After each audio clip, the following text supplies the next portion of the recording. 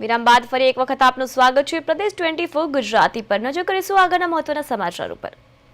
ધારાસભ્ય હીરા સોલંકી અને દિવ્યેશ સોલંકીએ બોટાદના હળદર ગામે પીડિત પરિવારની મુલાકાત લીધા પછી બ્રિજરાજ સોલંકીએ આપેલા નિવેદનને લઈને કોળી સમાજમાં રોષ જોવા મળ્યો। કોળી સમાજના આગેવાનોએ આ મામલે પ્રેસ કોન્ફરન્સ યોજીને બ્રિજરાજ સોલંકી પર આકરા પ્રહાર કર્યા હતા। બ્રિજરાજ સોલંકીએ રિયલ લાઈફમાંથી બહાર આવે અને કોળી સમાજમાં ભાગલા પાડવાનું બંધ કરે તેવું કોળી સમાજના આગેવાનોએ જણાવ્યું હતું।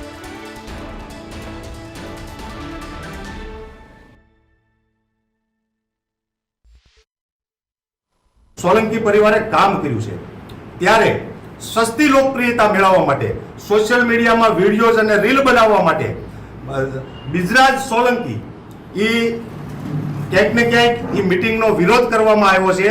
એના માટે થઈ અને અમારા રાણપુર તાલુકા અને બોટાદ જિલ્લાના સૌ આગેવાનો અહીંયા ઉપસ્થિત થઈ અને મીડિયા સમક્ષ અમારે રજૂ થવું પડ્યું છે।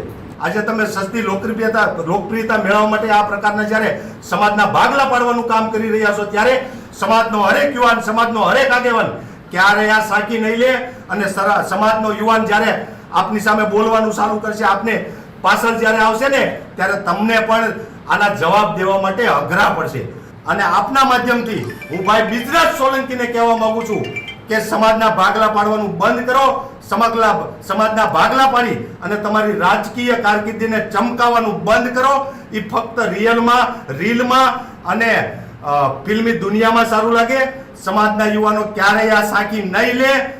અમારા ગુજરાત રાજ્યના પ્રમુખ એવા હીરાભાઈ સોલંકી અને યુવા પ્રમુખ ભાઈ દિવ્યેશભાઈ સોલંકી હળદર મુકામે આવેલા અને સામાજિક મિટિંગ હોય અને એને રાજકીય રંગ આપતા હોય બ્રિજરાજ સોલંકી તો એ અમે સાકી નહીં લેવી અને એનો જવાબ અમે જડવા તો આપશું। સમાજના ભાગલા પાડવાનું બંધ કરો। જે વ્યક્તિએ તમે જેની આંગળી દલીને આવેલા છો અને અત્યારે એના વિરોધમાં બોલો છો